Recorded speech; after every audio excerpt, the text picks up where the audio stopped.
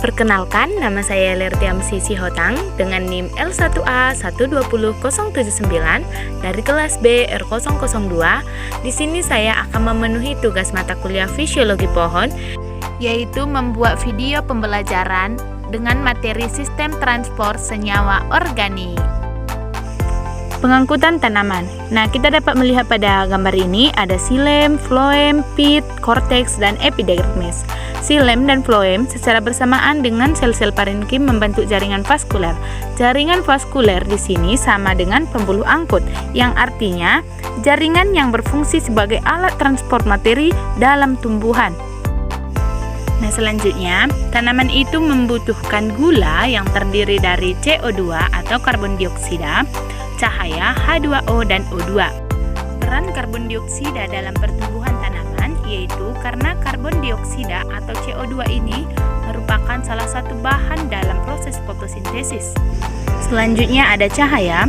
Cahaya diperlukan oleh tumbuhan untuk melakukan proses fotosintesis. Tanpa adanya cahaya, maka pertumbuhan akan tidak normal. Selanjutnya, tanaman juga membutuhkan mineral-mineral. Mineral-mineral itu terdiri dari dua, yaitu makronutrisi dan mikronutrisi. Makronutrisi ini terdiri dari kalium, kalsium, mangan, nitrogen, fosfor, dan sulfur. Selanjutnya, untuk mikronutrisi itu terdiri dari boron, besi, mangan, molibdenum, tembaga, niken, dan seng. Pengangkutan tanaman itu terdiri dari transportasi xilem dan transportasi floem. Xilem atau silon sama dengan wood atau kayu, terdiri atas tabung berlignin yang mentranslokasikan air dan mineral nutrisi yang terlarut dari akar melalui aliran transpirasi ke daun. Sedangkan transportasi floem itu ekspor fotoasimilat dari daun ke bagian lain dari tanaman atau dari tempat dibentuk atau source. Sel-sel mesofil daun ke tempat konsumsi atau cadangan atau sink, akar, umbi, atau area pertumbuhan. Xilem dan floem secara bersamaan dengan sel-sel parenkim membentuk jaringan vaskuler atau berkas pembuluh. Di sini kita dapat melihat perbedaan transport via floem dengan transport via xilem. Untuk transport via floem yaitu berlangsung melalui sel-sel hidup, sedangkan xilem berlangsung melalui sel-sel mati. Yang kedua, transport via floem untuk transport senyawa organik, sedangkan transport via xilem untuk transport air dalam hara atau anorganik. Selanjutnya, transport via floem pergerakan dua arah, sedangkan transport via xilem pergerakannya searah. Perbedaan yang keempat, transport via floem pergerakannya itu lambat, sedangkan transport via xilem pergerakannya itu cepat. Sekarang kita masuk ke materi transportasi floem.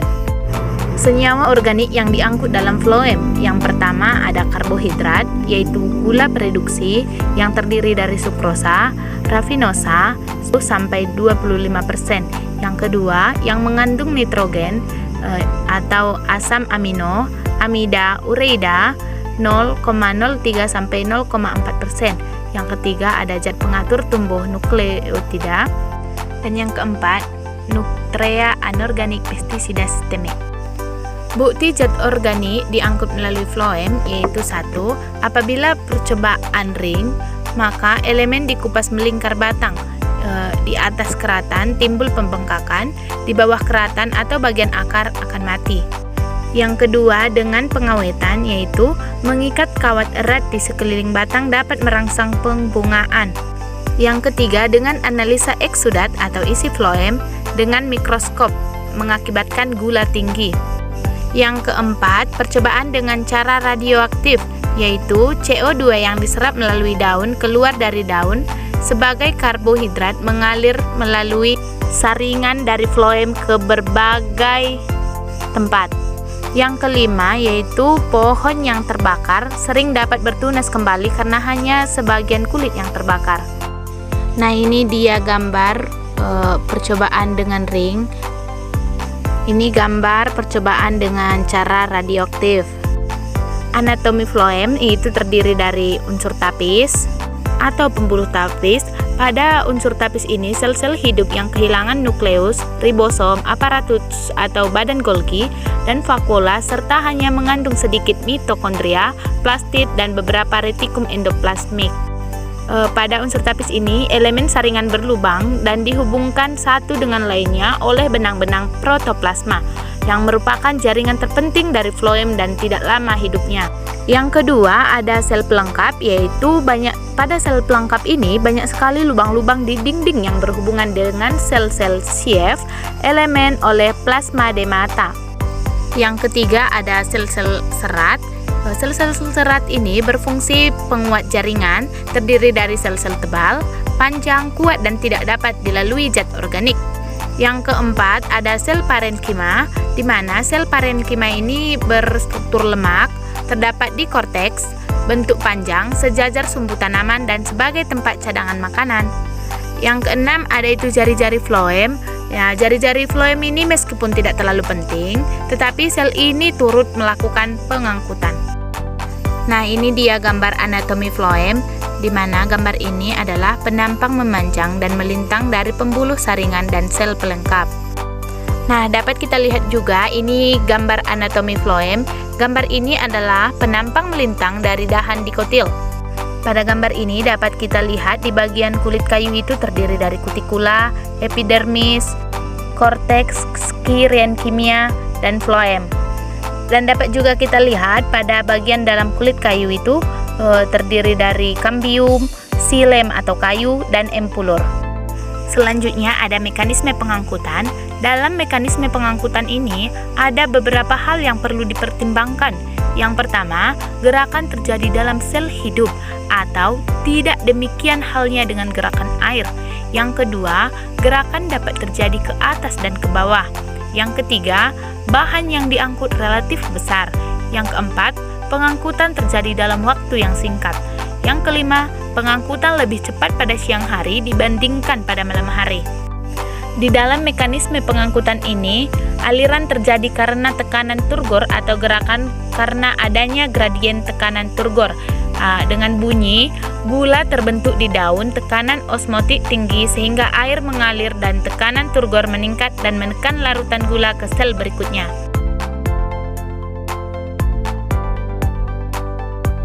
Berikut ini dapat kita lihat, ini merupakan gambar dari mekanisme pengangkutan.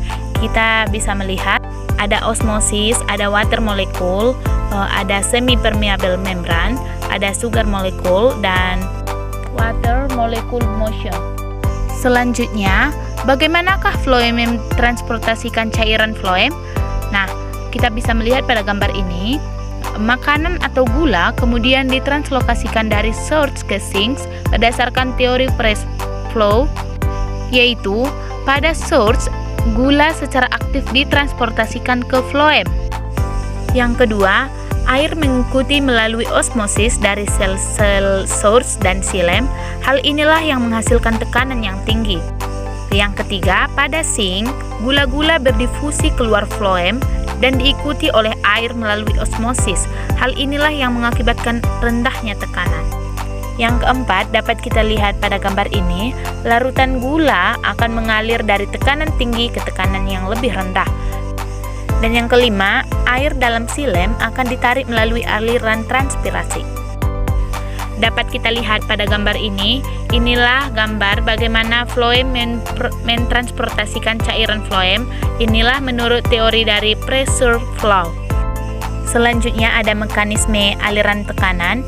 Ini dikemukakan oleh seorang ahli yang bernama Emmons yang berasal dari Jerman yang dikemukakan pada tahun 1926. Nah, berikut adalah teori dari seorang ahli tersebut, yaitu Monch, yaitu yang pertama, fotosintat hasil fotosintesis dipindahkan dari sel mesofil atau sel udang berkas pengangkutan sebagai sumber atau source fotosintat ke dalam floem. Yang kedua, akumulasi fotosintat di floem menurunkan potensial solut dan potensial air floem. Yang ketiga, terjadi osmosis dari xilem ke floem yang mengakibatkan peningkatan potensial tekanan. Yang keempat, tekanan di dalam floem mengakibatkan aliran air dan fotosintat ke bagian floem lubuk atau sink yang mempunyai potensial tekanan lebih rendah. Aliran ini yang menyebabkan fotosintat terangkut dari sumber ke lubuk. Selanjutnya yang kelima, dari floem lubuk fotosintat akan diangkut dan disimpan di dalam lubuk. Berikut ini adalah gambar mekanisme ajaran tekanan yang dikemukakan oleh seorang ahli yang bernama Emmons. Selanjutnya, kita masuk ke pemuatan dan pembongkaran muatan floem. Yang pertama kita bahas yaitu pemuatan floem. Yang pertama, transfer dari mesofil daun ke unsur pembuluh tapis floem. Yang kedua, selama pemuatan floem, sel mesofil berada pada potensial osmosis yang lebih rendah atau air yang lebih tinggi daripada unsur pembuluh tapis. Yang ketiga, jadi pemuatan floem membutuhkan energi untuk menghantarkan gula ke daerah yang konsentrasinya lebih tinggi.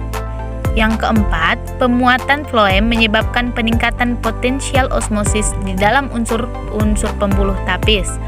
Yang kelima, pemuatan floem meliputi penghantaran gula dari simplas atau sel-sel mesofil ke dalam aploplas atau dinding sel dan kemudian ke dalam simplas atau ke sel-sel floem. Selanjutnya pembongkaran floem.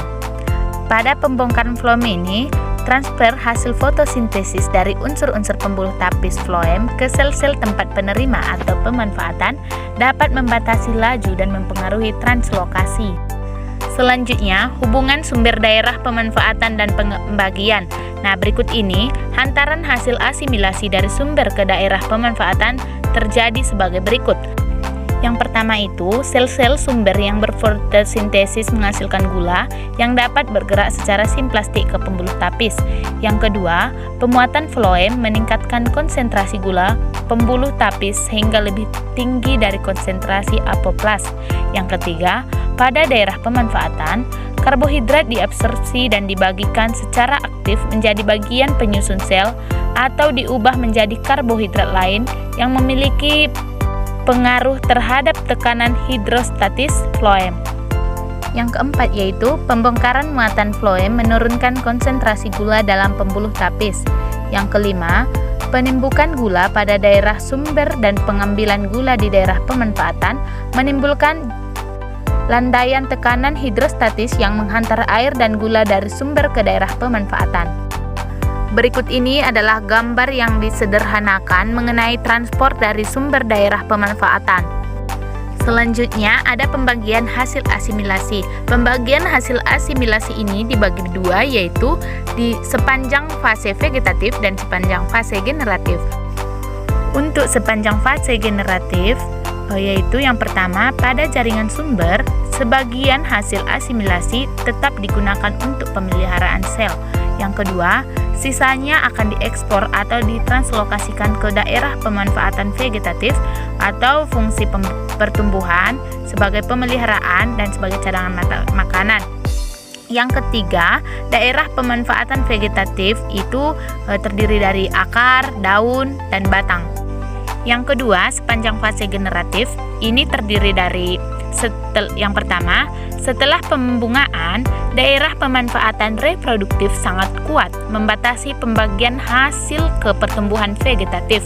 Kedua, pada pertumbuhan tertentu, pertumbuhan vegetatif akan terhenti jika pertumbuhan generatif dimulai. Pembagian asimilasi ini diberikan ke daerah pemanfaatan yang terdekat dengan sumber, misalnya seperti daun sebelah atas mengekspor ke puncak batang. Yang kedua, daun sebelah bawah mengekspor ke akar. Selanjutnya, daun di bagian tengah mengekspor ke keduanya.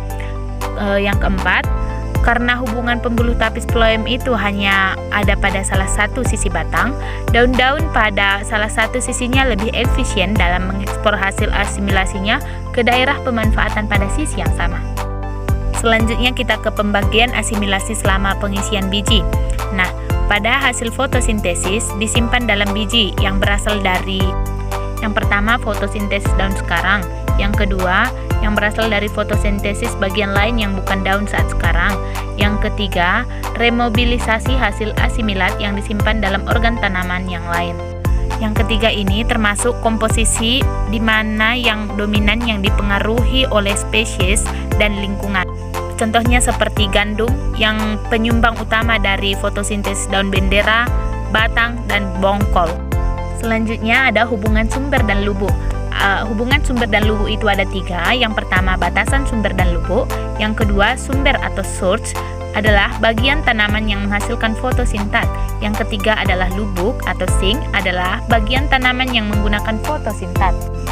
Berikut ini adalah gambar lubuk dan sumber. Dapat kita lihat. Nah, berikut ini adalah contoh dari lubuk dan sumber.